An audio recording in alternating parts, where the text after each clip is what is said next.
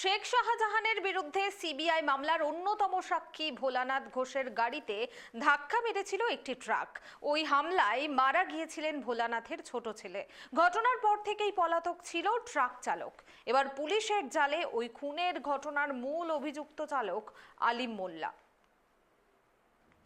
সন্দেশখালীর শাহজাহান শেখের মামলার অন্যতম সাক্ষীর গাড়িতে ধাক্কা মারার ঘটনায় গ্রেপ্তার হলেন মূল অভিযুক্ত আলিম মোল্লা। অভিযোগ, ঘাতক ট্রাকের চালকের আসনে ছিলেন আলিম। ভোলা ঘোষ সাক্ষ্য দিতে যাওয়ার সময় তার গাড়িতে সেই ট্রাক ধাক্কা দেয়, তাতেই মৃত্যু হয় গাড়ির চালক এবং ভোলার পুত্রের। সোমবার আলিমকে বসিরহাট মহকুমা আদালতে তোলা হয়। অভিযোগ, লক্ষাধিক টাকা নিয়ে 16 চাকার ট্রাক চালিয়ে নিয়ে ভোলার গাড়িতে ধাক্কা দেন। আলিমের গ্রেপ্তারের পর মুখ্যমন্ত্রী মমতা বন্দ্যোপাধ্যায় এবং পুলিশ প্রশাসনকে ধন্যবাদ জানিয়েছেন ভোলা ঘোষ।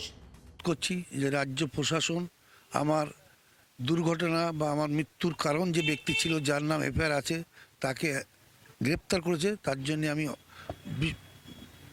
অবশ্য ধন্যবাদ জানাচ্ছি রাজ্য প্রশাসনকে, যে কাজ করে দেখাচ্ছে, এবং এর সঙ্গে যারা আরও যুক্ত তারা খুব শীঘ্রই পুলিশের হাতে গ্রেপ্তার হোক, সেই আশা রাখি আমি।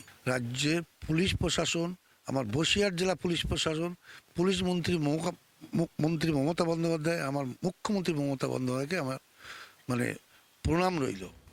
গত 10ই ডিসেম্বর সকালে উত্তর 24 পরগনার সন্দেশখালীর বায়ুরমারি এলাকায় রাস্তার একটি ট্রাকের সঙ্গে 4 চাকা গাড়ির মুখোমুখি সংঘর্ষ হয়েছিল। দুর্ঘটনায় গাড়িটি রাস্তার পাশে নয়নজলিতে পড়ে গিয়েছিল। স্থানীয়রা গাড়িতে আটকে থাকা ব্যক্তিদের উদ্ধার করে হাসপাতালে পাঠান। ঘটনাস্থলেই দুজনের মৃত্যু ঘটে। ঘটনার কিছু সময় পরে জানা যায় ওই গাড়িটি শাহজাহানের বিরুদ্ধে সিবিআইয়ের মামলার অন্যতম সাক্ষী ভোলা ঘোষের ছিল। সেই সময় তিনি গাড়িতেই ছিলেন। দুর্ঘটনায় মারা যান ভোলা ঘোষের ছোট ছেলে সত্যজিৎ ও চালক শাহানুর আলম। অল্পের জন্য প্রাণে রক্ষা পান ভোলানাথ। বসিরহাটের ন্যাজার থানার রাজবাড়ী আউটপোস্টে ভোলা ঘোষ ঘটনার পরে 8 জনের বিরুদ্ধে খুনের চেষ্টার অভিযোগ দায়ের করেছিলেন। এফআইআরে 1 নম্বরে অভিযুক্ত হিসেবে রাখা হয়েছিল এই ট্রাক চালকের নাম। গভীর রাতে রবিবার দক্ষিণ 24 পরগনার একটি গোপন ডেরা থেকে আলিমকে গ্রেপ্তার করে পুলিশ।